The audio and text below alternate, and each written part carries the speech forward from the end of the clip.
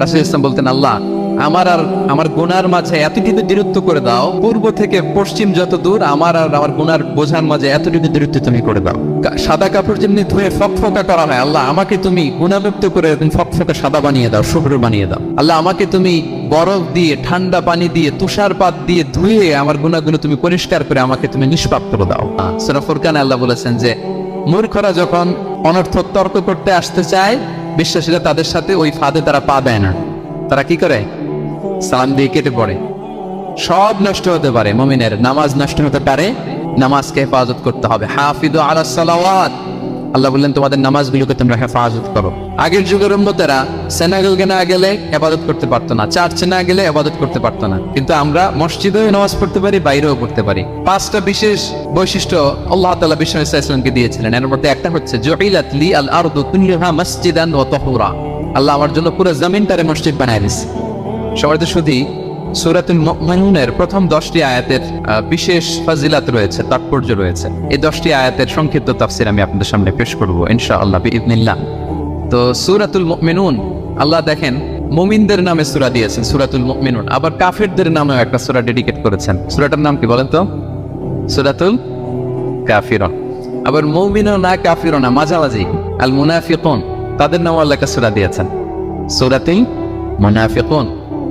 তো এই সূরাটা আমাদেরকে উৎসর্গ করা, আমাদের জন্য ডেডিকেট করা, মুমিনুন নামে এই সূরাটা। এই সূরাটা নাজিলের একটা প্রেক্ষাপট আছে, যেটাকে আরবিতে শানুন নুজুল বলে। ওটা বলে আমি মূল ব্যাখ্যা বা আলোচনার দিকে চলে যাচ্ছি। সম্মানিত সুধী, রাসূলুল্লাহ সাল্লাল্লাহু আলাইহি ওয়াসাল্লামের কাছে আল্লাহ তাআলা যে কোরআন নাজিল করেছেন, এই কোরআন যেটা লেটেস্ট ভার্সন অফ রেভিলেশনের সর্বশেষ ভার্সন, এটা আল্লাহ তাআলা বিষ্ণু ইসা ইসলামের কাছে নানাভাবে নাজিল করতেন। কোরআন নাজিল হওয়ার অনেকগুলো পদ্ধতি ছিল, সবসময় একইভাবে কোরআন আসত না। কখনো কখনো কোরআন আসতো মিসলা সলসালাতিল জাওয়াজ, আমরা ঘন্টা যখন বাজাই যে বিকট শব্দ হয়, এরকম বিকট আওয়াজে মাঝে মাঝে কোরআন নাজিল হতো। আপনাদের মনে থাকবার কথা, বাংলাদেশে আমরা যখন প্রাইমারি স্কুলে পড়তাম বা হাই স্কুলে পড়তাম, ঘন্টা শেষ হলে, একটা ক্লাস শেষ হলে দপ্তরে কি করতো বলেন তো? হ্যাঁ, দিত না? মনে পড়ে? পিকচারাইজেশন হচ্ছে? আচ্ছা, প্রচন্ড আওয়াজে ওই বেলের মধ্যে বাড়ি দিত, তখন আমরা বুঝতাম কি একটা ঘন্টা হয়েছে। এক ক্লাস শেষে একটা দিত, দুই ক্লাস শেষে দুইটা, ক্লাস যখন সব শেষ তখন অনেকগুলো দিত, বুঝতাম যে ছুটি আমাদের। এরকম রিঙ্গিং বেল যদি বাজানো হয়, ঘন্টা বাজানো হয়, এটার যেরকম বিকট শব্দ, এরকম বিকট আওয়াজে মাঝে মাঝে কোরআন নাজিল হতো। রাসূল সাল্লাল্লাহু আলাইহি ওয়াসাল্লাম বলেন, এই প্রসেসে কোরআন রিসিভ করা আমার জন্য বড্ড কষ্টকর ছিল। আমাদের আয়েশা রাদিয়াল্লাহু তাআলা আনহা বলেন, প্রচন্ড শীতের রাতে আমরা কাঁপতাম শীতে, আর বিষ্ণু সাল্লাল্লাহু আলাইহি ওয়াসাল্লাম থামতেন।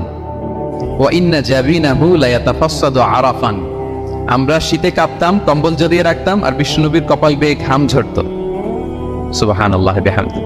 এইভাবে তিনি কষ্ট করে কোরআন রিসিভ করেছেন। এটা একটা পদ্ধতি। আরেকটা পদ্ধতি হচ্ছে মিসলা দাবিয়া সাউতিন নাহাল, মৌমাছির ভন ভন শব্দের মতো কোরআন নাজিল হতো।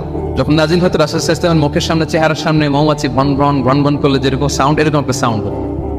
এটা সাহাবারা কাছাকাছি যারা থাকতেন ওনারা উইটনেস করেছেন অনেকবার। আজকের এই আলোচনাটা এটার সাথে প্রাসঙ্গিক, আমি বলবো আপনাদেরকে। দুইটা পদ্ধতি গেল। আরেকটা পদ্ধতি হচ্ছে মে ওয়ারা এই হিজাব, পর্দার অন্তরাল থেকে সরাসরি আল্লাহ কথা বলতেন, রাসূল সাল্লাল্লাহু আলাইহি ওয়াসাল্লাম শুনতো। এটা কেবল একবারই হয়েছে, মেরাজের রাতে। তারপর মাঝে মাঝে ইউতা ফি কুলুবি রাসূলিল্লাহ, আল্লাহ রাসূল সাল্লাল্লাহু আলাইহি ওয়াসাল্লামের অন্তঃকরণে আল্লাহ তাআলা ঢেলে দিতেন ওহী। আচ্ছা, আবার কখনো কখনো জিবরাইল আলাইহিস সালাম ওনার মূল আকৃতিতে ওহী নিয়ে আসতেন। ওনার যে বিসূরাতিহিল আসলিয়া, জিবরাইল আলাইহিস সালামের যে মূল সূরাত, এই সূরাতে আসতেন। এই সূরাতে রাসূল সাল্লাল্লাহু আলাইহি ওয়াসাল্লাম জিবরাইল আলাইহিস সালামকে জীবনে দুইবার দেখেছিলেন। একবার ওই যে হেরা গুহার ওখানে দেখেছিলেন, আর একবার সেই সিদরাতুল মুনতাহা মেরাজের রাতে দেখেছিলেন। 600 পাখা মেলে বিশাল আকৃতি নিয়ে পুরো দিগন্ত বিস্তৃত করে জিবরাইল আলাইহিস সালাম নেমে আসতেন। দুইবার এভাবে রাসূল সাল্লাল্লাহু আলাইহি ওয়াসাল্লাম দেখেছিলেন। এভাবেও কোরআন নাজিল হতেন। আবার কখনো কখনো রাসূল সাল্লাল্লাহু আলাইহি ওয়াসাল্লাম এই যে হিউম্যান শেপে, মানুষের আকৃতিতে আসতেন, দেখতে মানুষের মতো লাগতো। মানুষের আকৃতিতে জিবরাইল আলাইহিস সালাম এসে কোরআন পৌঁছে দিয়ে যেতেন। বিষ্ণু সাল্লাল্লাহু আলাইহি ওয়াসাল্লাম বলতেন, এই প্রসেসে ওহী রিসিভ করা আমার জন্য সবচেয়ে সহজ ছিল। এটা তো খুব স্বাভাবিক, ন্যাচারাল, যে একজন মানুষ এসে আমার সাথে কথা বললে, মানুষ মানুষের সাথে কথা বলবে, এটা তো খুব ফ্লেক্সিবল হবে, কমফোর্টেবল হবে। বাকি পদ্ধতিগুলো রাসূল সাল্লাল্লাহু আলাইহি ওয়াসাল্লামের জন্য কঠিন ছিল। এবং এই সূরাতে যখন জিবরাইল আলাইহিস সালাম আসতেন, তখন দিহিয়াতুল কালবি আল আনসারী নামে এক সাহাবীর সূরাতে আসতেন। ওনার তওবাটা আল্লাহর কাছে খুব পছন্দ হয়েছিল। জাহেলি যুগে অনেক কন্যা সন্তানকে তিনি জীবিত প্রচিত করেছিলেন। পরে একবার এমন রিপেন্টেন্ট হলেন, অনুতপ্ত হলেন, অনুশোচনায় পড়ে আল্লাহর কাছে এমন কান্না করলেন, আর অনুশোচনার চোখের পানি আল্লাহ বড্ড পছন্দ করেন। অনুতপ্ত বান্দা যখন অনুতপ্ত হয়ে কাঁদে, তার চোখের পানি তার চোখ বেয়ে নাক বেয়ে জমিনে ড্রপ করার আগে আল্লাহ বান্দাকে মাফ করে দেয়। তো আল্লাহর কাছে এত পছন্দ হয়েছিলেন, মানুষের সূরাতে আসলে ওনার সূরাতে এসে তিনি কোরআন দিয়ে যেতেন বিষ্ণু ইসলামকে। তো মুসনাদে আহমদ ইবনে হাম্বল একটা হাদিস এসছে, উমর ফারুক রাদিয়াল্লাহু তাআলা আনহু এই হাদিসটা বর্ণনা করেন। তিনি বলেন যে আমরা একবার বিষ্ণু ইসলামের পাশে বসা, হঠাৎ সামি'না দাওয়িয়া সাউতিন নাহল, মৌমাছির ভনভন ভনভন শব্দ শুনতে পেলাম, কিন্তু তাকিয়ে দেখি কোনো মৌমাছি নেই। তখন বুঝলাম যে রাসূল সাল্লাল্লাহু আলাইহি ওয়াসাল্লাম ওহী রিসিভ করছেন। কি রিসিভ করছেন? ওহী রিসিভ করছেন। ঠিকই রাসূল সাল্লাল্লাহু আলাইহি ওয়াসাল্লাম কিবলামুখী হলেন, ফাস্তাকবালাল কিবলা। অনেকক্ষণ তিনি চুপ করে গম্ভীর হয়ে বসে থাকলেন, ওহী রিসিভ করলেন। এরপর সাহাবাদের দিকে তাকিয়ে উনি হেসে দিলেন, হেসে বললেন, এইমাত্র সূরাতুল মুমিনুনের প্রথম 10টা আয়াত আমার উপর নাজিল হয়েছে, এবং এই 10টা আয়াতে মুমিনদের 7টা বিশেষ বৈশিষ্ট্যের কথা বলা হয়েছে। মান আকামাহুন্না দাখালাল জান্নাহ, যে 7টা বৈশিষ্ট্য নিজের মধ্যে ধারণ করবে সে আল্লাহ জান্নাতের ওয়ারিস হয়ে যাবে। এবং এই আয়াতগুলো বলে আল্লাহ তাআলা সবশেষে এমনটাই বলেছেন যে উলাইকা হুমুল ওয়ারিসুন আল্লাযীনা ইয়ারিসুনাল ফিরদাউসা হুম ফিহা খালিদুন, যারা এই 7টা বৈশিষ্ট্য নিজের মধ্যে ধারণ করবে তারা জান্নাতুল ফিরদাউসের ওয়ারিস হয়ে যাবে, উত্তরাধিকার হয়ে যাবে। ওয়ারিস বুঝেন তো না? ওয়ারিস মানে হচ্ছে আপনি বাবার কাছ থেকে ইনহেরিটেন্স হিসেবে যেটা পেলেন। বাংলাদেশে দেখবেন যে অনেক জমি জমার মধ্যে প্লটের মধ্যে সাইনবোর্ড দেওয়া থাকে যে ক্রয় সূত্রে এই জমির মালিক অমুক, বায়না সূত্রে এই জমির মালিক অমুক, তারপর ওয়ারিস সূত্রে এই জমির মালিক আব্দুর রহমান, লেখা থাকে না এরকম? ওয়ারিস সূত্রে মানে এটা উনি কিনে নাই, এটা ওনার কার কাছ থেকে? বাবার কাছ থেকে পেয়েছেন, উত্তরাধিকার সূত্রে পেয়েছেন। তো দেখেন আল্লাহ তাআলা এই শব্দটাই, লিটারালি এই শব্দটাই ব্যবহার করেছেন যে আল্লাযীনা ইয়ারিসুনাল ফিরদাউসা হুম ফিহা খালিদুন। বিশ্বাসীরা যদি এই 7টা গুণ নিজের মধ্যে ধারণ করে তাহলে বাবার সম্পদে সন্তানের জন্য ভাগ থাকে, সে ওয়ারিস হয়। আমার এই উম্মতেরা, আল্লাহর এই বান্দারা জান্নাতুল ফিরদাউসের ওয়ারিস হবে। তো বলেন আমরা জান্নাতুল ফিরদাউসের ওয়ারিস হতে চাই কি চাই না? চাই, সবাই চাই। হ্যাঁ বলেন চাই তো? ইনশাআল্লাহ আল্লাহুম্মা জাআলনা মিনহুম। তো আমরা তাহলে শুনি আল্লাহ তাআলা কি বৈশিষ্ট্যের কথা বললেন যেগুলি ধারণ করলে আমরা জান্নাতুল ফিরদাউসের ওয়ারিস হব। আম্মাজান আয়েশা রাদিয়াল্লাহু তাআলা আনহাকে সাহাবারা জিজ্ঞেস করতেন যে আম্মাজান কাইফা কানা খুলুকু রাসূলিল্লাহ, আল্লাহ রাসূল সাল্লাল্লাহু আলাইহি ওয়াসাল্লামের আচরণ কেমন ছিল? তিনি বলতেন কানা খুলুকুহু আল কুরআন, রাসূল সাল্লাল্লাহু আলাইহি ওয়াসাল্লামের আচরণ ছিল কোরআনের মতো আচরণ। উম্মে সালামা রাদিয়াল্লাহু তাআলা আনহা আমাদের আরেক আম্মাজান, ওনাকে জিজ্ঞেস করা হলে উনি বলতেন রাসূল সাল্লাল্লাহু আলাইহি ওয়াসাল্লাম যখন রাস্তা দিয়ে হেঁটে যেতেন কান্নাল কুরআনা ইয়ামশি আলাল আরদ, মনে হতো লিভিং কোরআনটা রাস্তা দিয়ে হেঁটে যাচ্ছে। তো সাহাবারা যখন আরো ইন ডিটেইল জানতে চাইলেন তখন আম্মাজান আয়েশা বললেন তোমরা সূরা মুমিনুনের প্রথম 10 আয়াত পড়ো, এই 10 আয়াতে যা যা আল্লাহ বলেছেন এটাই ছিল খুলুকু রাসূলিল্লাহ, এটাই ছিল বিশ্বনবীর আচরণ। তো আসুন আমরা দেখি রাসূল সাল্লাল্লাহু আলাইহি ওয়াসাল্লামের আচরণ কেমন ছিল এবং কোন বৈশিষ্ট্যগুলো থাকলে আল্লাহ তাআলা আমাদেরকে জান্নাত দিয়ে ধন্য করবেন। সূরাতুল মুমিনুনটা আল্লাহ তাআলা শুরু করছেন ক্বাদ আফলাহাল মুমিনুন আল্লাযীনা হুম ফি সালাতিহিম খাশিউন, অর্থাৎ সফল হয়েছে তারা, ঈমান এনেছে যারা। প্রথম আয়াতের অর্থ হচ্ছে ক্বাদ আফলাহাল মুমিনুন, বিশ্বাসীরাই সফল হয়েছে। আল্লাহ তাআলা সফলতার মানদণ্ড এখানে ফিক্স করেছেন, ক্রাইটেরিয়া ফিক্স করেছেন ঈমান, বিশ্বাস, যেটা সবচাইতে দামি। সবচাইতে দামি কি?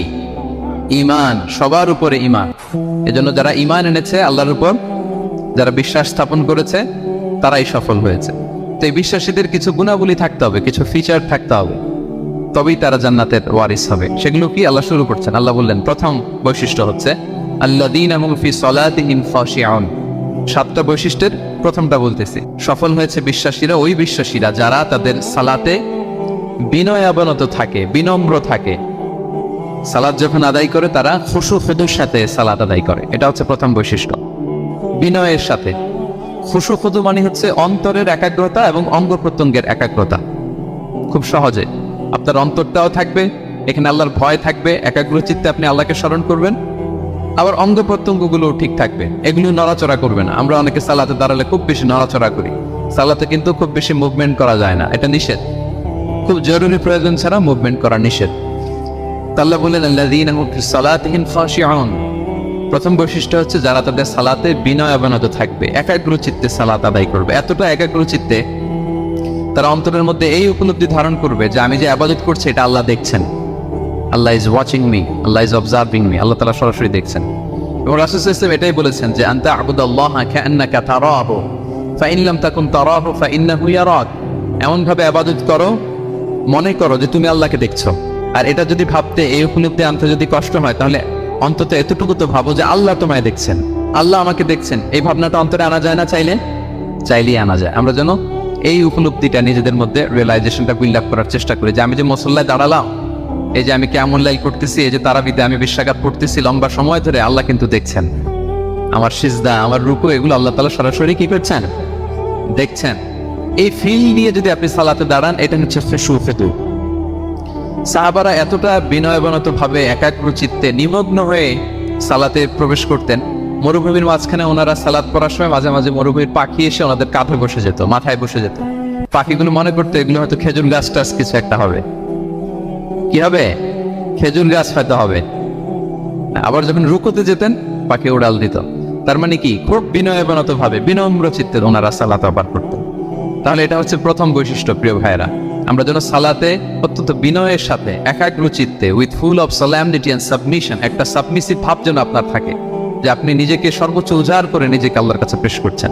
এই অ্যাটিটিউডটা যেন আমাদের নামাজের মধ্যে থাকে। এটা হচ্ছে 1 নম্বর বৈশিষ্ট্য, আল্লাযীনা হুম ফি সালাতিহিম খাশিউন, যারা বিনয়বনত ভাবে থাকে। অনেকে বলে, হুজুর মন বসে না নামাজে আমার। এটা অনেকের প্রশ্ন, অনেকের জিজ্ঞাসা যে মনটা ধরে রাখতে পারি না, নামাজে দাঁড়ালেই সারাদিন যেটা মনে হয় না ওইটা নামাজে মনে চলে আসে। এরকম হয় না?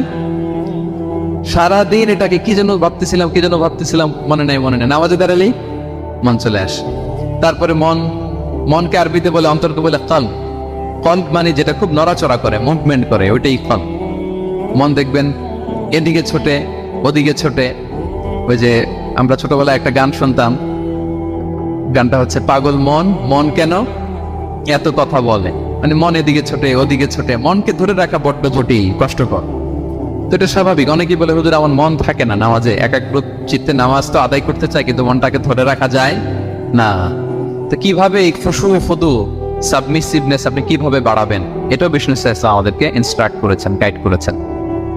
কিভাবে এই খুশুটা আসবে, অন্তরের মধ্যে একাগ্রতা আসবে। 1 নম্বর পদ্ধতি হচ্ছে খুশু ফুদু বাড়ানোর। সালাতে যখন আপনি দাঁড়াবেন, বিষ্ণু বলেন সল্লু সালাতান মুআদ্দিয়া। বিষ্ণু বলেন, মনে করো যে নামাজটা পড়তেছো এটা হতে পারে তোমার বিদায়ী নামাজ, শেষ নামাজ জীবনের। হতে পারে না? ধরেন যে মাগরিবের সালাত যে আমরা আজকে পড়বো, এমন তো হতে পারে এটাই আমাদের জীবনের শেষ নামাজ। কি বলেন? হতে পারে কি না? পারে। আমরা কে কখন চলে যাব আমাদের তো জানা নাই। তো এই যে মুসল্লায় যখন আমরা দাঁড়াই, তখন কেন আমরা এটা ভাবি না যে it could be the last and final prayer in my life? হতে পারে এটাই আমার জীবনের শেষ নামাজ।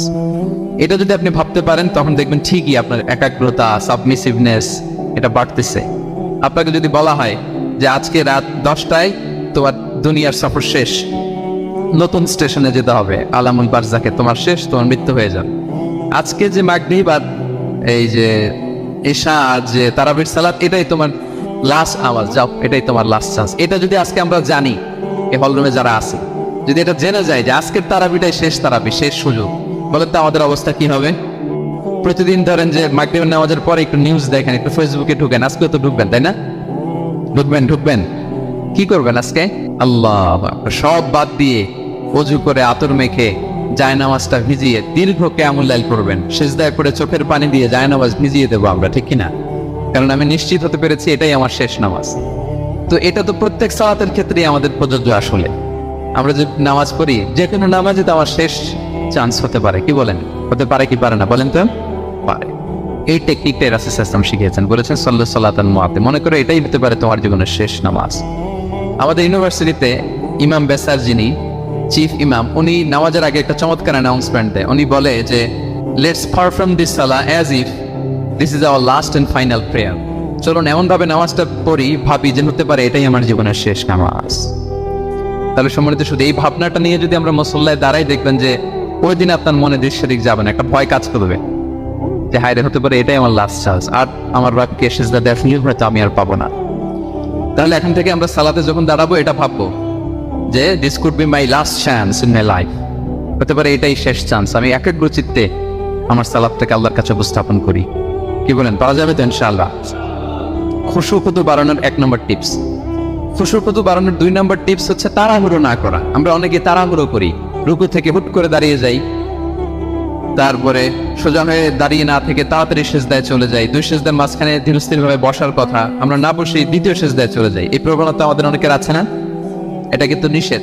তা'দীলুল আরকান, বাকি সব মাযহাবে এটা ফরজ। আপনি তাড়াহুড়ো করলে আপনার নামাজই হবে না। আর আমাদের মাযহাবে, হানাফি মাযহাবে এটা ওয়াজিব। ওয়াজিব তরক করলে সাউ সিজদা দিতে হয়। দুই সেজদার মাঝখানে আপনি সুস্থির হয়ে বসবেন। অনেকে দেখা যায় একটা সেজদা দিয়ে মাথা কোনো রকম উঠিয়েই আরেক সেজদায় বসেও নেই ঠিক মতো আরামসে, এরকম আছে না? এটা যদি কেউ করে আমাদের মাযহাব অনুযায়ী তার সৌ সেজদা দিতে হবে। তাহলে এরকম তাড়াহুড়ো করা যাবে? আর এখন থেকে তো কি করবেন বলেন? ধীর স্থির ভাবে নামাজ পড়বো। No rushing in salah, no hastiness in salah. নামাজে রাশ করা যাবে না, রিল্যাক্সের সাথে আমরা নামাজ পড়বো, ধীর স্থির ভাবে নামাজ পড়বো। রুকু সিজদাগুলো খুব চমৎকার ভাবে আদায় করবো। রাসূল সাল্লাল্লাহু আলাইহি ওয়াসাল্লাম রুকু যে দিতেন, ওনার পিঠটা এত স্ট্রেট ফরওয়ার্ড হতো, সাহাবারা বলতেন লাউ ইস্তাকাররা আলাইহিল মা লাসাব্বা আলাইহিল মা আলাস্তাকাররা। পানি ভর্তি এক গ্লাস পানি যদি রাসূল সাল্লাল্লাহু আলাইহি ওয়াসাল্লামের রুকু দেওয়া পিঠের উপর রেখে দেওয়া হয়, পানিটাও পড়বে না, গ্লাসটাও ভাঙবে না। তার মানে এত স্ট্রেট ফরওয়ার্ড পিঠ ছিল। আবার রাসূল সাল্লাল্লাহু আলাইহি ওয়াসাল্লাম বলতেন আসওয়াউন নাসি সারিকাতান মান ইয়াসরিকু ফিস সালাত। তিনি বললেন সবচেয়ে বড় চোর যে নামাজে চুরি করে। সাহাবারা বললেন ওয়া কাইফা ইয়াসরিকু মিন সালাতিহি ইয়া রাসূলুল্লাহ, নামাজে আবার কিভাবে চুরি করে? রাসূল সাল্লাল্লাহু আলাইহি ওয়াসাল্লাম বললেন লা ইউতিমু রুকুআহা ওয়া সুজুদাহা, রুকু সেজদাগুলো সুন্দর করে আদায় করে না, সেই নামাজ চোর। আমরা যেন রুকু সেজদাগুলোকে খুব সুন্দরভাবে ধীরস্থির ভাবে যেন আমরা আদায় করি, আমরা যেন তাড়াহুড়ো না করি। রাসূল সাল্লাল্লাহু আলাইহি ওয়াসাল্লাম একবার মসজিদে নববীতে বসা এক সাহাবী এসে নামাজ পড়ে রাসূল সাল্লাল্লাহু আলাইহি ওয়াসাল্লামকে সালাম দিলেন। রাসূল সাল্লাল্লাহু আলাইহি ওয়াসাল্লামের সালামের উত্তর দিয়ে বলেন ইরজিআ ফাসাল্লি ফাইন্নাকা লাম তুসাল্লি, যাও তুমি আবার নামাজটা পড়ে আসো, তোমার নামাজ হয়নি। সাহাবী যে আবার নামাজ পড়ে আবার আসলেন, রাসূল সাল্লাল্লাহু আবার বললেন সাল্লি ফাইন্নাকা লাম তুসাল্লি, নামাজ পড়ে এসো, হয়নি। আবার গেলেন, আসলেন, আবার বললেন তুমি নামাজটা পড়ে আসো, হয়নি। এবার তো বেচারা কেঁদে দিয়ে বলে ইয়া রাসূলুল্লাহ লা উহসিনু মিন যালিক, এর চেয়ে ভালো পারি না আমি, আপনি আমাকে শিখিয়ে দেন। রাসূল ইসলাম তখন বললেন যখন নামাজে দাঁড়াবা ফাতিহা পড়বা আর একটা সূরা মেলাবা, ধীরস্থির ভাবে দাঁড়াবো। যখন রুকুতে যাবা হাত্তা তাতমাইন্না রাকিআন, ধীরস্থির ভাবে রুকু করবা। তুমি তাড়াহুড়ো করেছো, রুকু থেকে যখন সোজা হয়ে দাঁড়াবে ধীরস্থির ভাবে দাঁড়াবা, নাকি তাড়াহুড়ো করবেন? ধীরস্থির ভাবে দাঁড়াবেন, কয়েক সেকেন্ড দাঁড়াবেন, তাসবিহ পড়বেন, এরপরে সিজদায় যাবেন। যখন সিজদায় যাবা হাত্তা তাতমাইন্না সাজিদান, রিল্যাক্স। সালাতের মধ্যে কিভাবে থাকতে হবে? উইথ রিল্যাক্সেশন, রিল্যাক্সের সাথে তুমি সিজদা দিবা। দুই সিজদার মাঝখানে বসে আবার রিল্যাক্স, আবার তুমি ধীরস্থির ভাবে বসবা। এভাবে পুরো সালাতটা প্রত্যেকটা রাকাত তুমি এভাবে আদায় করো। তার মানে সালাতে তাড়াহুড়ো করতে বিশ্বনবী সাল্লাল্লাহু আলাইহি ওয়াসাল্লাম নিষেধ করেছেন। এমনকি অনেক সময় আমরা রুকু পাবো না বলে দৌড়ে যে সালাতে অংশগ্রহণ করি, এটাও নিষেধ করেছেন। মাগরিবের নামাজে রোজা করতেছি, ইমাম সাহেব ওয়াদ-দুহা ওয়াল লাইলি ইযা সাজা, এই সূরাটা তো মুখস্থ, তো টের পাচ্ছি যে আমি এখন মুখ ধুইতেছি আর সূরা দুহা তো শেষ হয়ে যাবে, 15 রকম ওযু করে দৌড়ে যে অংশগ্রহণ করে যাতে রাকাতটা পায়, এটা নিষেধ করেছেন বিশ্বনবী সাল্লাল্লাহু আলাইহি ওয়াসাল্লাম। এটা করবেন না। আপনি ধীরস্থির ভাবে ওযু করবেন, ধীরস্থির ভাবে যাবেন, তাড়াহুড়ো করবেন না। আপনি কার সামনে যাচ্ছেন? মালিকুল আমলাক, রাজা ধীরাজ, আরশের অধিপতি। আপনি তাড়াহুড়ো করে গেলে তো আপনি হাঁপাতে হাঁপাতে অস্থির হয়ে যাবেন, ব্রেথ ইন ব্রেথ আউট করতে করতে। ধীরস্থির ভাবে যাবেন, অংশগ্রহণ করবেন। রাসূল সাল্লাল্লাহু আলাইহি ওয়াসাল্লাম বলেন ইদা উকিমাতিস সালাতু ফালা তা'তুহা তাসাউ, নামাজ শুরু হয়ে গেলে দৌড়ে দৌড়ে যে অংশগ্রহণ করবে না। আলাইকুম বিসাকিনা, ধীরস্থির ভাবে যে অংশগ্রহণ করবে। ফামা আদরাকতুম ফাসাল্লু, ধীরস্থির ভাবে যে যতটুকু পাও অতটুকুই পড়ো। ওমা ফাতাকুম ফাআতিন, যেটা ছুটে যায় নিজে পরে দাঁড়িয়ে আদায় করে নাও। সুবহানাল্লাহি বিহামদি, কত সহজ করে দিয়েছেন। তাহলে সালাতে তাড়াহুড়ো করা যাবে? প্রিয় ভাইরা বলেন তো, তাড়াহুড়ো করা যাবে? আর আজকে থেকে না, আমরা তাড়াহুড়ো করবো না, আমরা ধীরস্থির ভাবে যে সালাতে অংশগ্রহণ করবো, তাহলে আপনার খুশু বাড়বে। দুইটা টিপস গেল। 3 নাম্বার হচ্ছে জামাতে সালাত আদায় করতে হবে, তাহলে আপনার একাগ্রতা বাড়বে। সালাতুল জামাআতি তাফদুলু সালাতাল ফারদি বি27 দারাজা, একাকী নামাজ পড়লে যে সওয়াব, জামাতে পড়লে 27 গুণ বেশি সওয়াব। রাসূল সাল্লাল্লাহু আলাইহি ওয়াসাল্লাম সবসময় জামাতে সালাত পড়তেন।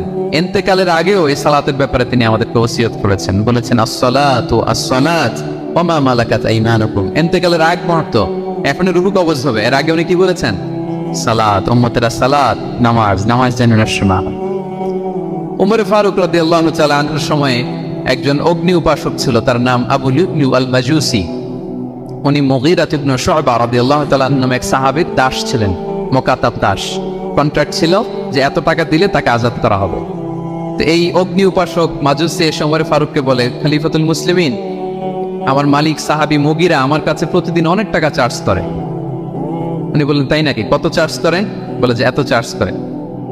তো বলতেছে আচ্ছা তুমি তাহলে কি কাজ করো, কি কাজ জানো? বলে যে আমি খঞ্জর বানাতে জানি, ছড়ি, ছোট ছড়ি আর কি।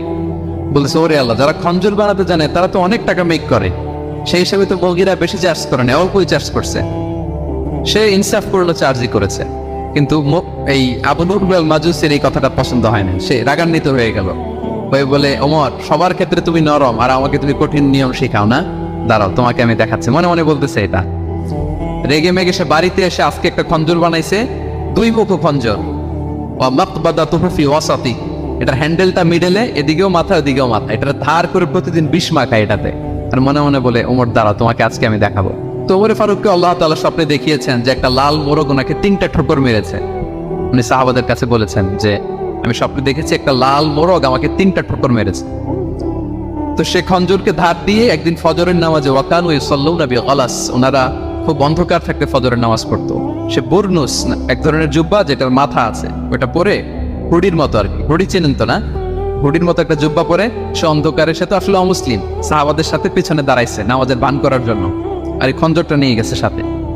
ওমর ফারুক ফজরের সালাত শুরু করলেন, প্রথম রাকাত শেষ করলেন। দ্বিতীয় রাকাতের জন্য যখন দাঁড়াইছেন তখনই সে প্ল্যান মাফিক খঞ্জর বের করে ওমর ফারুকের পেটের মধ্যে 3বার স্টেমিং করলেন, আঘাত করলেন। করার সাথে সাথে ওমর ফারুক উল্টে পড়ে গেলেন আর বললেন, খাতালানি আল কালব, কোন এক কুকুর আমাকে আঘাত করেছে। তো সাহাবার ওমর ফারুককে ধরলেন, আর এই অগ্নি উপাসক এই খঞ্জর নিয়ে কাতারের মাঝখান দিয়ে 2 দিকে খঞ্জর চালাতে চালাতে যাচ্ছিলেন। যে সাহাবাই ধরে সেই আঘাতপ্রাপ্ত হয়ে ওখানে 7 থেকে 10 জন স্পট ডেথ, জায়গায় মারা গেছে। পরে এক সাহাবী নিজের জামা খুলে তার গায়ে ছুঁড়ে মারছে, তখন সে ওটাতে পেঁচিয়ে পড়ে গেছে। যখন বুঝে গেছে যে আমাকে ধরে ফেলবে, সে সুইসাইড করে ফেলছে, নিজেকে নিজে মেরে ফেলছে। তোমার ফারুক তো বেহুশ, ওনাকে নিয়ে যাওয়া হলো, পিছন থেকে একজন নামাজের ইমামতি করলেন। তোমার ফারুক রাদিয়াল্লাহু তাআলা আনহু হুঁশ ফিরে পেলেন। হুঁশ ফিরে পাওয়ার পরে দিনের বেলা যখন হুঁশ আসলো ওনার, সবাই চারদিকে বসা যে হায় হায় আমাদের আমিরুল মুমিনিনের কি জানে কি হয়। হুঁশ ফেরার পরে ওনার মুখের প্রথম কথাটা ছিল আসাল্লান নাস, মানে আমার নেতৃত্বে যে ফজরের সালাতটা শুরু হয়েছিল এটা কি ঠিকঠাক শেষ হয়েছিল? সুবহানাল্লাহ পড়বেন না? আচ্ছা বলেন তো, এই মুহূর্তে আমরা কি করতাম? ওনাকে যে স্টেবিং করছে, চিকিৎসক এসে দুধ দেয়, দুধ পেট দিয়ে বেরিয়ে যায়, নাবিজ দেয়, নাবিজ বের হয়ে যায়, মানে উনি ইন্তেকাল করবেন, এটা বোঝাই যাচ্ছে। এমন কঠিন পরিস্থিতিতে আমরা যদি হসপিটালে হুঁশ ফিরে পেতাম, আমরা কি বলতাম বলেন দেখি? কে কি বলতেন? কে মারছে, আমারে বাঁচানো যায় কিনা, মাউন্ট এলিজাবেথে নিয়ে চলো, সিঙ্গাপুরে অথবা বামরুন গ্রেডে নিয়ে চলো, আমেরিকাতে নিয়ে চলো, অথবা আমার তো ওখানে ব্যাংক ব্যালেন্স আছে, আমি তো মরে যাবো, আমার ছেলেগুলার কি হবে, হ্যাঁ আমার মেয়েগুলার কে দেখবে, এগুলো ছিল আমাদের কনসার্ন। তো ওমর ফারুক জানতেছেন যে উনি পৃথিবী থেকে বিদায় নিচ্ছেন, একটু হুঁশ ফিরে পাইছেন।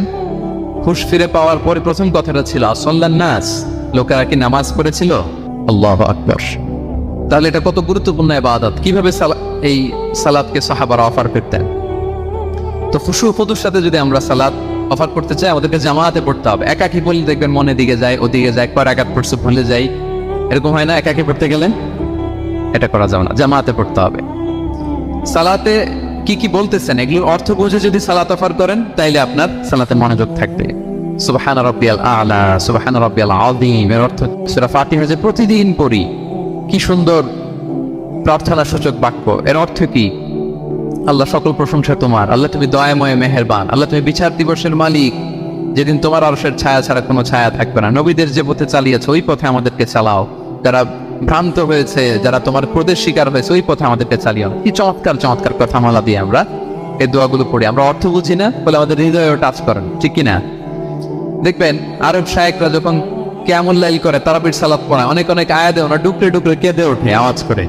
কারণ কি? জাহান্নামের আয়াত, আযাবের আয়াত, পূর্ববর্তী উম্মত যে ধ্বংস হয়েছে, কিভাবে ওদেরকে বিকট আওয়াজ দিয়ে, গ্রাউন্ড সাউন্ড গ্রেনেড দিয়ে ধ্বংস করা হয়েছে, বন্যা দিয়ে ধ্বংস করা হয়েছে, কিভাবে এদেরকে বাতাস দিয়ে নাস্তানাবুদ করে দেওয়া হয়েছে, এগুলো যখন পড়ে ওনারা কাঁদে। আযাবের আয়াত আসলে কাঁদে, জান্নাতের আয়াত আসলে সাবলীল কণ্ঠে তেলাওয়াত চালিয়ে যায়। এর কারণ কি বলেন? সালাতে অর্থ বুঝে সালাত অফার করার চেষ্টা করি, পাশাপাশি সালাতের সুন্নাহগুলি যেন আমরা পড়ি। সালাতের যে সুন্নাহ আছে, সুনানুস সালাহ, এগুলো যেন আমরা পড়ি, মনোযোগ আরো বাড়বে। সানাগুলো পড়বেন, ফাতিহা শেষে আওয়াজ করে আমিন বলবেন, অথবা ফিসফিসি কণ্ঠে আমিন বলবেন। বিষ্ণু ইসলাম বলেন, ইদা আম্মান আল ইমাম ফাআমিনু, ইমাম আমিন বললে তোমরাও আমিন বলো, কারণ এই মাত্র একটা দোয়া করা হয়েছে। সূরা ফাতিহাটা কি? একটা দোয়া। ইদা ওয়াফাকা তা'মিনুকুম তা'মিনাল মালাইকাতি গুফিরা লাহু মা তাকাদ্দামা মিন যামবিহি ওয়া মা তাআখার। রাসূল সাল্লাল্লাহু আলাইহি ওয়াসাল্লাম বলেছেন, ইমাম যখন আমিন বলে তোমরাও তখন আমিন বলো, কারণ তোমরা যখন আমিন বলো ফেরেশতারাও আমিন বলে, আর তোমাদের আমিন আর ফেরেশতাদের আমিন যখন একসাথে হয়ে যায় তোমাদের পূর্বের সব গুনাহ আল্লাহ মাফ করে দেয়। এটা আমিন বলা সুন্নাহ। বলবেন নামাজ বাঁধার পরে সুন্নাত নামাজে, নফল নামাজে সানাগুলি পড়বেন, কত চমৎকার অর্থবোধক সানা আছে। আমরা তো শুধু সুবহানাকাল্লাহুম্মা বিহামদিকা ওয়া তাবারাকা ইসমুকা ওয়া তাআলা জাদ্দুকা শুধু এটাই পড়ি। রাসূল সাল্লাল্লাহু আলাইহি ওয়াসাল্লাম তাকবীরাত তাহরিমে বাঁধার পরে অনেক চমৎকার চমৎকার দোয়া পড়তেন। ইন্না সলাতি ওয়া নুসুকি ওয়া মাহইয়ায়া ওয়া মামাতি লিল্লাহি রাব্বিল আলামিন। আমার সালাত, আমার ইবাদত, আমার জীবন মরণ সবটাই কার জন্য? এই দোয়াটা পড়তেন শুরুতেই। তারপর পড়তেন ওয়াজ্জাহতু ওয়াজহিয়া লিল্লাযী ফাতারাস সামাওয়াতি ওয়াল আরদা হানিফা ওয়া মা আনা মিনাল মুশরিকিন। আমার সবকিছুকে আমি এক সত্তার দিকে ফেরালাম একনিষ্ঠ হয়ে, আর আমি মুশরিক নই, আমি আল্লাহর দিকে একনিষ্ঠ হলাম। এই দোয়াগুলো পড়তেন। আল্লাহুম্মা বাঈদ বাইনি ওয়া বাইনা খাতায়ায়া কামা বা'আদতা বাইনাল মাশরিকি ওয়াল মাগরিব। আল্লাহুম্মা নাক্কিনি মিন খাতায়ায়া কামা ইউনাক্কা আস-সাওবুল আবয়াদু মিনাদ দানাস। আল্লাহুম্মা ইগসিল খাতায়ায়া বিল মাই ওয়াস সালজি ওয়াল বারাদ। এগুলো সানা, এগুলো যে সানা আমরা জানি না। সানা মানে হচ্ছে প্রশংসাসূচক কথা। আমরা শুধু সুবহানাকাল্লাহুম্মা ওয়া বিহামদিকা এতটুকুই করি। রাসূল ইসলাম বলতেন, আল্লাহ আমার আর আমার গুনার মাঝে এতটুকু দূরত্ব করে দাও, পূর্ব থেকে পশ্চিম যত দূর আমার আর আমার গুনার বোঝার মাঝে এতটুকু দূরত্ব তুমি করে দাও। সাদা কাপড় যেমনি ধুয়ে ফকফকা করা হয়, আল্লাহ আমাকে তুমি গুনাহমুক্ত করে ফকফকা সাদা বানিয়ে দাও, শুভ্র বানিয়ে দাও। আল্লাহ আমাকে তুমি বরফ দিয়ে, ঠান্ডা পানি দিয়ে, তুষারপাত দিয়ে ধুয়ে আমার গুনাহগুলো তুমি পরিষ্কার করে আমাকে তুমি নিষ্পাপ করে দাও। এগুলো বলে এরপরে আলহামদুলিল্লাহ রাব্বিল আলামিন সূরা ফাতিহা শুরু করতেন। সালাম ফিরানোর আগে বিষ্ণু সাল্লাল্লাহু আলাইহি ওয়াসাল্লাম দোয়া মাসুর পড়তেন। কত চমৎকার মাসুর দোয়া আছে। আর বিষ্ণু বলতেন, লা ইউসাল্লিমান্না আহাদুকুম হাত্তা ইয়াতাআওয়াদা আন আরবা মিন আযাবিল কবর, মিন আযাবি জাহান্নাম, মিন ফিতনাতিল মাহইয়া ওয়াল মামাত, ওয়া মিন ফিতনাতিল মাসিহিদ দাজ্জাল। আমার কোন উম্মত যেন সালাম ফেরানোর আগে এই চারটা জিনিস থেকে পানাহ চাওয়া ছাড়া যেন সালাম না ফেরায়। একটা কি? আল্লাহ তুমি জাহান্নামের আযাব থেকে বাঁচাও, আল্লাহ তুমি কবরের আযাব থেকে বাঁচাও, আল্লাহ জীবন মরণের ফিতনা থেকে বাঁচাও, আল্লাহ তুমি দাজ্জালের ফিতনা থেকে বাঁচাও। পড়ে না আমিন। তো এত এঙ্গেজমেন্ট যদি আপনার নামাজে থাকে, আপনার মন এদিক সেদিক যাবে? হ্যাঁ, আপনি অর্থ খেয়াল করতেছেন, আযাবের আয়াত আসলে আপনি অশ্রুসিক্ত হচ্ছেন, আপনি দোয়া মাসুল পড়ছেন, আপনি সানা পড়ছেন, আপনি দীর্ঘ সময় কিয়ামুল লাইল করতেছেন, আপনার মনে এদিক সেদিক ছুটবে? বলেন তো ছুটবে না। এই টিপস গুলো বিষ্ণু সাল্লাল্লাহু আলাইহি ওয়াসাল্লাম শিখিয়েছেন। এগুলো যদি আমরা পালন করি তাহলে আল্লাযীনা হুম ফি সালাতিহিম খাশিউন, বিনম্র চিত্তে সালাত আদায়কারী হিসেবে আমরা আল্লাহর কাছে পরিগণিত হব। তাহলে প্রথম নাম্বার শর্তটা বুঝতে পারছেন কিভাবে সালাত আদায় করতে হবে? হ্যাঁ বলেন তো একজন, কি করতে হবে? কিভাবে সালাত? খুশির সাথে, বিনয়বরত চিত্তে, সাবমিসিভ ভাবে, নাকি তাড়াহুড়ো করবেন? কিভাবে পড়বেন নামাজ? ধীরে সুস্থে, উইথ রিল্যাক্স। দুই নম্বর আল্লাহ বলেন ওয়াল্লাযীনা হুম আনিল লাগবি মুরিদুন। এক নম্বরে তো তারা নামাজে যখন দাঁড়ায় ধীর স্থির ভাবে খুশুর সাথে পড়ে। দুই নম্বর হচ্ছে তারা অনর্থক কাজ থেকে বিরত থাকে। অনর্থক কথা, কাজ এগুলো মুমিনরা বলে না, এগুলো তো জড়ায় না। মিনিংলেস কোনো কাজের সাথে বিশ্বাসীদের কোনো সম্পর্ক। অর্থবোধক কাজ, ভালো কাজ, কল্যাণমূলক কাজ, সামাজিক কাজ, মানবতার কল্যাণে যে কাজগুলো আছে এগুলোর সাথে তারা জড়ায়। বিষ্ণু ইসলাম বলেছেন, মিন হুসনি ইসলামিল মারই তারকুহু মা লা ইয়ানি। ব্যক্তির ইসলামের সৌন্দর্য হচ্ছে যে ব্যক্তি এমন কোনো কাজ করবে না যেটার কোনো মিনিং নাই। মিনিংলেস কাজ থেকে সে বেঁচে থাকবে। মুহাদ্দিসিনে ইকরাম এই হাদিসটাকে বলে রুবউদ্দিন, মানে দিন ইসলামকে যদি 4 ভাগ করেন, এই 4 ভাগের 1 ভাগের কথা এই হাদিসের মধ্যে চলে আসছে। সেটা কি? যে বিশ্বাসীরা কোনো অনর্থক কাজে জড়ায় না নিজেদেরকে। অনর্থক কাজ, কথাবার্তা, অপ্রয়োজনীয় আড্ডা, অপ্রয়োজনীয় খুশগল্প, অন্যকে নিয়ে সমালোচনা, অন্যের গীবত, শেকায়াত, ওর এই সমস্যা, চায়ের আড্ডাতে আমরা এরকম সমালোচনার ঝড় তুলি, ঠিক কিনা বলেন? ঠিক কিনা? এটা করা যাবে না। আপনি জান্নাতের ওয়ারিস হবেন, আবার চা মুখে নিয়ে আপনি শেকায়াত করবেন, গীবত করবেন, দুইটা একসাথে যাবে না। তাহলে বিশ্বাসীরা কোনো অনর্থক কাজে জড়ায় না, মিনিংলেস কাজে জড়ায় না। তারা ভালো কাজে, কল্যাণের কাজে জড়ায়। মিনিংলেস কোনো কথাও বলে না, কারণ তারা জানে মা ইয়ালফিযু মিন কাওলিন ইল্লা লাদাইহি রাকীবুন আতীদ। আমরা যা বলি, মুখ নিঃসৃত যা বের হয়, এটাকে লিখে রাখার জন্য একদল ফেরেশতা আছে, রাকীব পর্যবেক্ষণকারী, আতীদ একেবারে প্রহরীর মতো আছে। বললে একটুকে নেই সব। সূরা ইয়াসিন আল্লাহ বলেন ওয়া কুল্লা শাইইন আহসাইনাহু ফি ইমামিন মুবিন। আমি ইমামুম মুবিন নামক এক দালিলিক রেজিস্ট্রি খাতায় সব কিছু তুলে রাখছি, সব পাই টু পাই আপনি পাবেন, আপনি অবাক হবেন। মালি হাদাল কিতাবি লা ইগাদিরু সাগীরাতান ওয়ালা কাবীরাতান ইল্লা আহসাহা। এটা কেমন আমলনামা, ছোট্ট ভালো কাজ করেছে ওইটাও আছে, ছোট্ট খারাপ করেছে ওইটাও আছে, অবাক হবেন আপনি। সব আল্লাহ তাআলা সেখানে তুলে রাখবেন। তো বিশ্বাসীরা কোনো অনর্থক কথা কাজের সাথে জড়ায় না, এজন্য কারণ তারা জানে এগুলো সব রেকর্ডেড, সব রেকর্ডেড। আপনার কোনো কাজ যদি রেকর্ড করা হয় এবং বলা হয় যে এটা গণমানুষের কাছে উপস্থাপন করা হবে, আপনি কি করবেন তখন বলেন তো? খুব সতর্ক হয়ে চলবেন, সতর্ক হয়ে বলবেন। হ্যাঁ, এই যে আমরা যে এই ক্যামেরা থাকলে যেভাবে কথা বলি, সবসময় কি এভাবে বলি না? আমরা যখন নিজেদের ঘরোয়া আড্ডায় বসে আমরা কত কথা বলে ফেলি, ইনফরমাল অনেক কথা বলি, যেগুলো ক্যামেরা থাকলে বলি না। কারণ এটা ফরমাল, এটা কোটি মানুষের কাছে যাবে, সবাই শুনবে, সবাই জানবে, এজন্য আমরা সাবধান হয়ে কথা বলি। তো এই যে এই ক্যামেরা কিন্তু অদৃশ্য ক্যামেরা চারদিকে আমাদের, ইমাম মুবিন নামক অদৃশ্য ক্যামেরা দিয়ে সব রেকর্ড করা হচ্ছে। রেকর্ড করে দিচ্ছেন কে? পাই টু পাই হিসাব চাওয়া হবে। আল্লাহর সুপ্রিম কোর্টের কাজ করায় সব হিসাব চাইবেন আল্লাহ তাআলা, আপনি যে দেখবেন। তো বিশ্বাসীরা এই সেন্সটা মাথায় রাখে, সব যেহেতু রেকর্ডেড, যা মনে চায় মুখ দিয়ে বলা যাবে, যা মনে চায় করা যাবে না। এজন্য অহেতুক কথাবার্তা, অহেতুক সমালোচনা, অহেতুক গসিপিং, অহেতুক কমেন্টস এগুলো করবো না। এখন সোশ্যাল মিডিয়ার যুগে দেখবেন যে কমেন্টসের বন্যা বয়ে যায়, যার যেটা মনে চায়, কারণ ধরার কেউ নাই, দেখার কেউ নাই, বলার কেউ নাই, যা মনে চায় লিখতে থাকে। হ্যাঁ, বিশাল একজন বড় মাপের লোক, তার ওখানে যে লিখতেছে যা মনে চায়, গালি গালাজ, ওনাকে অ্যাডভাইস দেওয়া, নাসিহাত দেওয়া ইচ্ছে মতো। বিশ্বাসীরা এটা করে না, তারা অনর্থক কোনো কাজে জড়ায় না, এবং কেউ জড়াতে চাইলেও তাকে স্পেস দেয় না। একদল আছে দেখবেন যে আপনি আজে বাজে কাজে জড়ান না, এটা আবার অনেকের ভালো লাগে না। তো তারা এসে আপনাকে জড়াতে যাবে, তর্ক করবে, আপনার সাথে ডিবেট করবে, পায়ে পাড়া দিয়ে ঝগড়া করবে, এরকম আছে না নাই? আপনার কমেন্ট বক্সে এসে দেখবেন যে গালি দিবে, হ্যাঁ, ট্যাগিং করবে, পোক করবে, মানে আপনাকে অস্থির বানাতে চাইবে। আপনি কি করবেন? আপনিও আরেকটা গালি দিয়ে দিবেন কমেন্টসে। আপনারও তো স্বাধীনতা আছে নাকি? আপনি দিবেন গালি, কি করবেন? সালাম দিবেন। কি দিবেন? ওয়াইদা খাতাবাহুমুল জাহিলুনা ক্বালু সালামা। সূরা ফুরকানে আল্লাহ বলেছেন যে মূর্খরা যখন অনর্থক তর্ক করতে আসতে চায়, বিশ্বাসীরা তাদের সাথে ওই ফাঁদে তারা পাবে না। তারা কি করে? সালাম দিয়ে কেটে পড়ে। তাহলে পায়ে পাড়া দিয়ে যদি কেউ এখান থেকে ঝগড়া করতে চায় আমাদের সাথে, আমরা কি করব? সালাম দিয়ে ওখান থেকে কেটে পড়বো।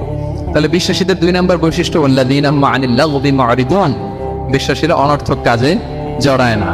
3 নম্বর হচ্ছে ওয়াল্লাযীনা হুম লিয-যাকাতি ফাঈলুন, বিশ্বাসীরা তাদেরকে যদি আল্লাহ তাআলা ধন সম্পদ দিয়ে সমৃদ্ধশালী করে, তারা যাকাত দেয়। কি দেয়? আপনারা যাকাত দেন তো নাকি?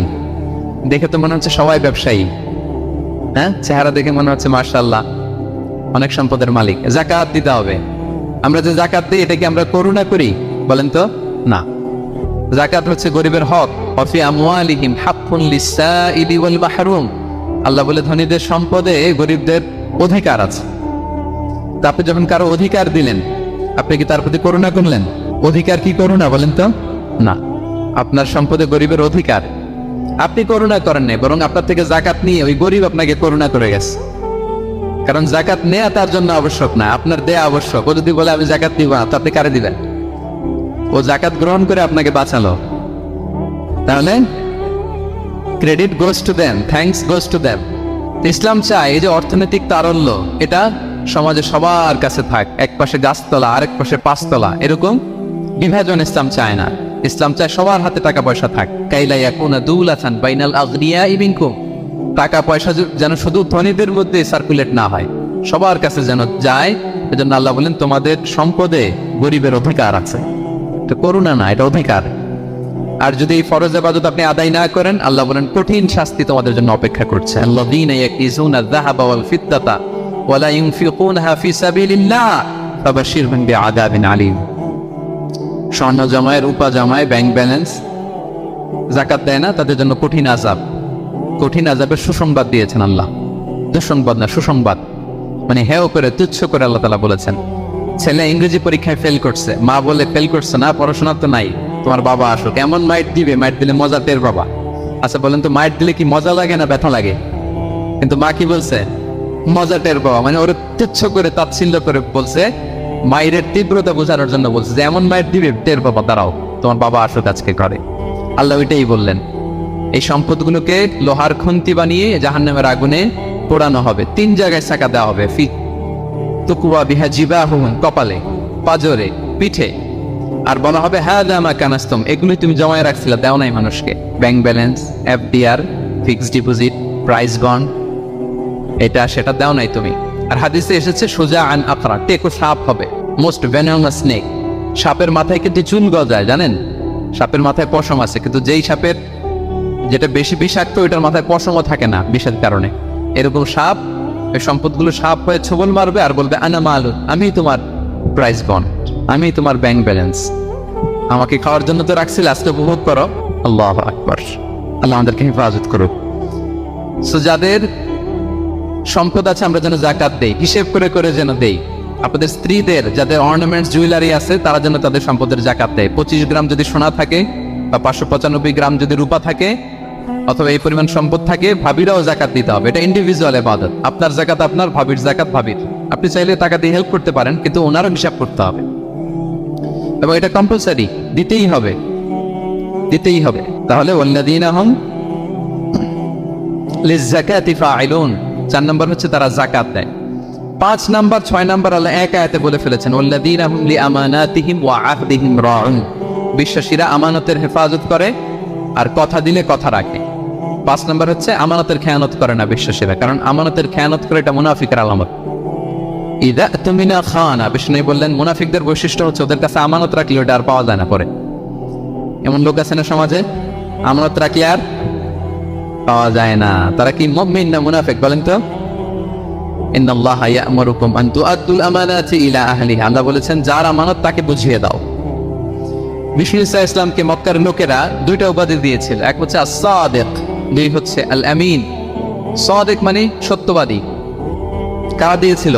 ঘোর শত্রুরা, অপোজিশন পার্টি, তারা উপাধি দিয়েছে। একটা হচ্ছে সাদিক মানে কি, আরেকটা হচ্ছে আল-আমিন, বিশ্বস্ত। এতটা বিশ্বস্ত যে বিষ্ণু ইসা ইসলাম মক্কা থেকে মদিনায় যেদিন হিজরত করতে যাবেন, আমানতের জিনিসগুলো উনি আলী রাদিয়াল্লাহু তাআলা আনহুর কাছে রেখে গিয়েছিলেন। এত এত আমানতের সম্পদ ওনার ঘরে ছিল। এই ডিপোজিট বুঝিয়ে দিতে আলী রাদিয়াল্লাহু তাআলা আনহু টানা 3 দিন সময় লেগেছে মক্কাবাসীদের আমানত বুঝিয়ে দিতে। সো যার আমানতদারিতা নাই তার ঈমান নাই। বিষ্ণু বলেছেন লা ঈমানা লিমান লা আমানা চালা, যার আমানতদারিতা নাই ওর ঈমানই নাই। এবং আমানত ধ্বংস হয় এটা কিয়ামতের আলামত। ইযা দুইয়াতিল আমানাতু ফান্তাযিরিস সাআ, যখন আমানত নষ্ট হবে তোমরা কিয়ামতের অপেক্ষা করো। এখন বলেন তো আমাদের সমাজে আমানতের কি অবস্থা? খুবই খারাপ। আল্লাহু আকবার। আমানতটা কিন্তু এই যে এই ভাই আমাকে 2000 রিঙ্গিট রেখে বলছে আগামী মাসে এটা আমি নিব, একটু রাখেন, শুধু এটাই আমানত না। আল্লাহ আপনাকে যে পুরো সম্পদ দিয়েছেন এটা আমানত। আপনার ব্যবসা প্রতিষ্ঠান এটা আল্লাহর দেয়া আপনার কাছে আমানত। আপনার ছেলে আছে, মেয়ে আছে, স্ত্রী, তারা আল্লাহর দেয়া আমানত আপনার কাছে। আপনার নেম, আপনার ফেম, আপনার পাওয়ার, আপনার নলেজ, এগুলো আল্লাহর দেয়া আমানত। আপনি দেশের প্রধানমন্ত্রী, পুরো দেশটা আপনার কাছে আমানত, ঠিক কিনা? এই আমানতের ব্যাপারে জিজ্ঞেস করা হবে। বিশ্বাসীদের বৈশিষ্ট্য তারা আমানতকে হেফাজত করে, আমানত রক্ষা করে, আমানতের খেয়ানত তারা কোশ্চিনকালেও করে না। 6 নম্বর হচ্ছে ওয়া আহদিহিম রাউন, বিশ্বাসীরা কথা দিলে কথা রাখে, তারা ওয়াদার খেলাফ করে না। ওয়াদার খেলাফ করাও কিন্তু মুনাফিকের আলামত। ওয়াইদা ওয়াদা আখলাফা, ওয়াদা দিলে মুনাফিকরা এটা খেয়ানত করে, তারা কথা দিয়ে কথা রাখে না। এবং আপনি কাউকে কথা দিয়ে যদি না রাখেন, এরকম প্রত্যেকটা প্রমিস, কমিটমেন্টের ব্যাপারে আপনি জিজ্ঞাসিত হবেন। আল্লাহ বলেন ওয়াউফু বিল আহদি ইন্নাল আহদা কানা মাসউলা, কথা দিলে কথা রাখো। ছেলে মেয়েদের কথা দিলে কথা রাখবেন, বন্ধু বান্ধবদেরকে কথা দিলে কথা রাখবেন, স্ত্রীকে কথা দিলে কথা রাখবেন। প্রমিস দিলে এটা রাখতে হবে, কারণ এর ব্যাপারে জিজ্ঞেস করা হবে। নবীদের মধ্যে ইসমাঈল আলাইহিস সালাম ওয়াদা রাখার ব্যাপারে খুব বেশি সোচ্চার ছিলেন। সব নবীরাই ছিলেন, উনি বেশি সোচ্চার। এজন্য আল্লাহ বলেন ওয়াজকুর ফিল কিতাবি ইসমাঈল ইন্নাহু কানা সাদিকাল ওয়াদি ওয়া কানা রাসূলান নাবিয়্যা। উনি ছিলেন সাদিকাল ওয়াদ, প্রতিশ্রুতি রাখতেন। এক লোকের সাথে ওনার কথা হলো যে আগামীকাল বিকেলে ওনারা দেখা করবেন। ইসরাঈল সাল্লাম বিকেলবেলা আগামীকাল যে এক গাছের নিচে কমিটমেন্ট ছিল যে অপেক্ষা করলেন, কিন্তু ওই লোক আসে নাই, ভুলে গেছে। ইসমাঈল সাল্লাম ভাবলেন আজকে ভুলে গেছে, মনে হয় আগামীকাল আসবে, আগামীকাল আমি যাবো। এর পরের দিন আল্লাহ নবী ইসমাইল যে ওই লোকের জন্য ওখানে হাজির, কিন্তু ওই লোক ওই দিনও আসে নাই। ইসা আলাইহিস সালাম বললেন মনে হয় এরপরের দিন আসবে। ইসা আলাইহিস সালাম এরপরের দিনও যায় হাজির। এভাবে একদিন দুই দিন না, টানা 30 দিন উনি আসরের পরে ওই গাছের নিচে ওই লোকের জন্য অপেক্ষা করেছেন। কারণ ইন্নাল আহদা কানা মাসউলা, কথা দিলে কথা রাখতে হবে। দেখেন আমরা কথা দিয়ে কথা রাখি তো নাকি? সবাই বলেন এই চেষ্টা করতে হবে, রাইট? কথা দিলে আমরা যেন কথা রাখি। সব শেষে 7 নাম্বার আল্লাহ বললেন ওয়াল্লাযীনা হুম আলা সালাওয়াতিহিম ইউহাফিজুন, বিশ্বাসীরা তাদের সালাত হেফাজত করে। একটু খেয়াল করে দেখেন, 7টা গুণের প্রথমটাও কি নিয়ে? সালাত নিয়ে। আবার শেষটাও। তার মানে কি বোঝা গেল? এটা বেশি গুরুত্বপূর্ণ না কম গুরুত্বপূর্ণ? সব নষ্ট হতে পারে, মুমিনের নামাজ নষ্ট হতে পারে, নামাজকে হেফাজত করতে হবে। হাফিজু আলাস সালাওয়াত, আল্লাহ বললেন তোমাদের নামাজগুলোকে তোমরা হেফাজত করো। আগের যুগের উম্মতেরা সিনাগোগে না গেলে ইবাদত করতে পারতো না, চার্চে না গেলে ইবাদত করতে পারতো না, কিন্তু আমরা মসজিদেও নামাজ পড়তে পারি, বাইরেও পড়তে পারি। 5টা বিশেষ বৈশিষ্ট্য আল্লাহ তাআলা বিষ্ণু ইসলামকে দিয়েছিলেন। এর মধ্যে একটা হচ্ছে জুইলাত লি আল আরদু কুল্লুহা মসজিদান ওয়া তাহুরা, আল্লাহ আমার জন্য পুরো জমিনটারে মসজিদ বানায় দিয়েছে। পুরো জমিন। আপনি ফ্লাই করতেছেন, বিমানে পড়তে পারবেন। আপনি সাগরে আছেন, জাহাজে পড়তে পারবেন। আপনি বিকেলবেলা মাঠে আছেন, ওযু থাকলে আল্লাহু আকবার বলে দাঁড়ায় যাবেন, বন্ধুদেরকে নিয়ে যে কোনো জায়গায় নামাজ পড়া যায়, ঠিক কিনা? এই নামাজ নিয়ে কোনো এক্সকিউজ চলবে না। No excuse will be granted that day. দাঁড়িয়ে পড়তে পারেন না, বসে পড়তে হবে। বসে পারেন না তো শুয়ে পড়তে হবে। শুয়ে পারেন না তো ইশারায় পড়তে হবে। ওযুর জন্য পানি নাই তো তায়াম্মুম করে পড়তে হবে, ঠিক কিনা? হাফিজু আলাস সালাওয়াত, সালাতের ব্যাপারে সচেষ্ট হও, কারণ এটা প্রথম হিসেব চাইবেন আল্লাহ। আল্লাহ বলেন আউয়ালু মা ইউহাসাবু বিহিল আবদু ইয়াউমাল কিয়ামাতি আস-সালাহ, কিয়ামতের সর্বপ্রথম হিসেব হবে নামাজের। আওয়াজ করে বলেন কিসের? ফাইন সালুহাত সালুহা সাইরু আমালি, নামাজের হিসেব যদি সহজ হয় সব সহজ, আর নামাজের হিসেব যদি গন্ডগোল হয় পুরো আমল নামায় গন্ডগোল লেগে যাবে। প্রিয় ভাইরা, তাই আমরা যেন সালাতের ব্যাপারে যত্নবান হই, আমরা যেন খুশু খুদুর সাথে সালাত পড়ি, আমরা যেন অনর্থক কথাবার্তা কাজ থেকে যেন বেঁচে থাকি। আল্লাহ যাদেরকে আমাদেরকে সম্পদ দান করেছেন, আমরা যেন ফরজ যাকাতটুকু আদায় করি, আমরা যেন আমানতের ব্যাপারে সাবধান হই, সচেতন হই, আমানতকে যেন রক্ষা করি, আমরা যেন কথা দিলে কথা রাখি, এবং যে কোনো মূল্যে আমরা যেন সালাতকে হেফাজত করি। আমাদের ইসলামী তাওয়াক্কুল হচ্ছে আপনি আপনার সাধ্যের সবটুকু করবেন, করার পরে ফলাফল কি আসবে, ফলাফল কি আমার হাতে? কার হাতে? এই জন্য আপনি আল্লাহর উপর তাওয়াক্কুল করবেন। কিন্তু কাজ বাদ দেওয়া যাবে না। অনেকে নিজেদের অপারগতা, দুর্বলতা, কর্মহীনতা আর অলসতাকে তাওয়াক্কুল বানায় ফেলছে। কাজ করতে মনে চায় না, অলসতা তাওয়াক্কুল করলাম, বলে তো এটা তাওয়াক্কুল হয়েছে না। এই অপারগতা, অলসতার নাম তাওয়াক্কুল নয়। তাওয়াক্কুল মানে হচ্ছে কোনো কাজের পরিকল্পনা করা, এরপরে পরিকল্পনা বাস্তবায়নের উপায় খুঁজে বের করা, এবং নানা কিছুর সহযোগিতা নিয়ে সেটা বাস্তবায়নের প্রাণান্তকর চেষ্টা করা, সব করা, আপনার রোল প্লে করা। আপনার রোল প্লে করা শেষ, এরপর কর্ম শেষে ফলাফলের জন্য আপনি আল্লাহর উপর তাওয়াক্কুল করবেন। তো কিচ্ছু না করে হাত গুটিয়ে বসে থেকে যদি বলেন তাওয়াক্কুল করলাম, আল্লাহ ভরসা, হয়েছে? তাওয়াক্কুল হয়েছে? হয় নাই। তো এখানে ব্যালেন্স অ্যাটিটিউডে আসতে হবে। আমি সব করতে পারবো, এটাও যেমনি ভুল। আল্লাহই সব করে দিবেন, এটাও ভুল। The position of Islam is somewhere in between this two extreme lines. এই দুটার মাঝখানে ইসলামের পজিশন। পাখিকে তাওয়াক্কুলের মডেল হিসেবে আল্লাহ উপস্থাপন করেছেন। পাখিকে বিশ্বনবী বলেন তোমরা যদি পাখির মতো তাওয়াক্কুল করো, পাখির যেমনি আল্লাহ খাওয়ায় তোমাদেরকেও খাওয়াবে। পাখি কেমনি তাওয়াক্কুল করে? বিশ্বনবী বলেন তাগদু খিমাসান ওয়া তারুহু বিতানান, পাখিগুলো প্রতিদিন সকালবেলা কিচির বিচির রবে তার বাসা থেকে বের হয়ে জঙ্গলে ছড়িয়ে পড়ে। সারাদিন খুঁজতে খুঁজতে, ঘুরতে ঘুরতে, উঠতে উঠতে আল্লাহ তাআলা বিকেলবেলা আবার প্রতিটি পাখির ওদর পূর্তি করে তার ঘরে ফিরিয়ে নিয়ে আস। তো পাখি কি ঘরের ভিতরে বসে থেকে তাওয়াক্কুল করছে? সকালবেলা আগে কি করছে? বের হয়ে গেছে। তো আগে আপনার রোলটা আপনার প্লে করতে হবে, তারপরে আপনি আল্লাহর উপর তাওয়াক্কুল করবেন। অনেকে নিজেদের অপারগতা, অলসতাকে তাওয়াক্কুল বানিয়েছে না। অপারগতা, অলসতা, কর্মহীনতা, এগুলো থেকে রাসূল সাল্লাল্লাহু আলাইহি ওয়াসাল্লাম আল্লাহর কাছে পানাহ চেয়েছেন। এগুলোর সাথে ইসলামের কোনো সম্পর্ক নাই। তার রাসূলুল্লাহ সাল্লাল্লাহু আলাইহি ওয়াসাল্লাম একবার খুব আফসোস করছিলেন। তিনি যখন শুনতে পেলেন যে বনী ইসরাইলের অনেক অনেক লোক হাজার বছর হায়াত পেত, তারা শত শত বছর ইবাদত করত, শত শত বছর তারা জিহাদ করত, তখন তিনি আফসোস করে বললেন, হায় রে, আমার শেষ সময়ের উম্মতের কি হবে? কারণ তিনি বলেছেন যে আমারু উম্মতি মা বাইনা 60 ইলা 70, আমার উম্মতের গড় বয়স হচ্ছে 60 থেকে 70। ওয়া আকাল্লুহুম মা ইয়াজুজু যালিক, খুব অল্প সংখ্যক লোকই এর চেয়ে বেশি হায়াত। রাসূল সাল্লাল্লাহু আলাইহি ওয়াসাল্লাম যখন দেখলেন যে শত শত বছর হায়াত পেয়েছে বনী ইসরাইলের লোকেরা, বনী ইসরাইলের ওরা শত শত বছর জিহাদ করেছে, তো আমার উম্মত তো 60 বছরে তার হায়াতই শেষ, 60 থেকে 70-এর মধ্যে তার জীবনই শেষ, তা আমার গুনাহগার উম্মতের কি হবে? রাসূল সাল্লাল্লাহু আলাইহি ওয়াসাল্লাম খুব আফসোস করছেন। তো রাসূলুল্লাহ সাল্লাল্লাহু আলাইহি ওয়াসাল্লামের এই চিন্তা, এই উদ্বিগ্নতা দূর করার জন্য আল্লাহ তাআলা সূরাতুল কদর নাযিল করলেন এবং বললেন যে ইন্না আনসালনাহু ফি লাইলাতিল কদর ওয়া মা আদরাকা মা লাইলাতুল কদর লাইলাতুল কদরি খায়রুম মিন আলফি শাহর।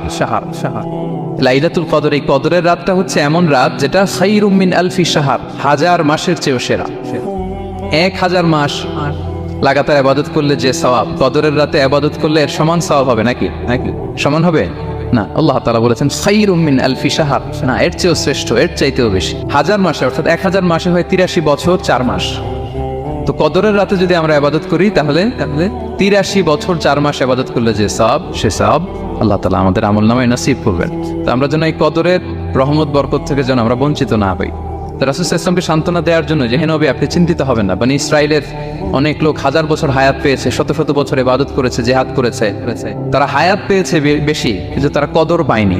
আর আপনার উম্মতকে আমি হায়াত দিয়েছি কম কিন্তু তাদেরকে কদর দিয়েছি। সুবহানাল্লাহি বিহামদি, লাইলাতুল কদর দিয়েছি, যে কদরের রাত 1000 মাসের চেয়েও সেরা। তো এই কদরের রাতকে আবার লাইলাতুল মুবারাকাও বলা হয়েছে। ইন্না আনসালনাহু ফি লাইলাতিন মুবারাকা, এটা বরকতময় রাত। ফিহা ইউফরাকু কুল্লু আমরিন হাকিম, সব বিজ্ঞোচিত প্রাজ্ঞোচিত বিষয়ের ফয়সালা হয়। এটা বেসিক্যালি একটা বাজেট রাত বলা যায়। এ রাতে আগামী 1 বছরে আমাদের কি ঘটবে না ঘটবে আল্লাহ তাআলা এটার বাজেট করেন, এটাকে রিভাইজ করেন। সো এই রাতটা অনেক গুরুত্বপূর্ণ। তো এই কদরের রাত এটা কবে এটা স্পেসিফিক ছিল, মানে সুনির্দিষ্ট ছিল। রাসূল সাল্লাল্লাহু আলাইহি ওয়াসাল্লাম আমাদেরকে জানাতে চেয়েছিলেন কবে, কিন্তু রাসূল সাল্লাল্লাহু আলাইহি ওয়াসাল্লাম জানাতে পারেননি। সেই বুখারীতে এসেছে যে রাসূল সাল্লাল্লাহু আলাইহি ওয়াসাল্লাম খারাজান নবী সাল্লাল্লাহু আলাইহি ওয়াসাল্লাম লিয়ুখবিরানা বিলাইলাতিল কদর। উবাদা ইবনে সামিত রাদিয়াল্লাহু তাআলা আনহু বলেন রাসূল সাল্লাল্লাহু আলাইহি ওয়াসাল্লাম আমাদেরকে জানাতে বের হয়েছিলেন যে কবে কদরের রাতটা। ফাতালাহা রাজুলান মিনাল মুসলিমিন, হঠাৎ মুসলমানদের মধ্যে থেকে 2 জন ঝগড়া লাগলো, তর্ক লাগলো। আর রাসূল সাল্লাল্লাহু আলাইহি ওয়াসাল্লাম হঠাৎ করে ওই ঝগড়ার দিকে খেয়াল করলেন, ওইদিকে খেয়াল করে ওই তারিখটার কথা তিনি ভুলে গেলেন। ফারুফিআত, রাসূল সাল্লাল্লাহু আলাইহি ওয়াসাল্লাম বললেন আমার হৃদয় থেকে, অন্তঃকরণ থেকে এটাকে উঠিয়ে নেওয়া হবে। এখন আমি মনেই করতে পারছি না এটা কি 23 না 25 না 27 না 29, আমি মনে করতে পারছি না। এজন্য রাসূল সাল্লাল্লাহু আলাইহি ওয়াসাল্লাম বলেছেন যে তবে আমি এতটুকু মনে করতে পারছি, ফালতামিসুহা ফিল আশরিল আওয়াখিরি ফিল বিত্রি, রমাদানের শেষ দশকের ফজর রাত্রিগুলোতে তোমরা কদর তালাশ করো।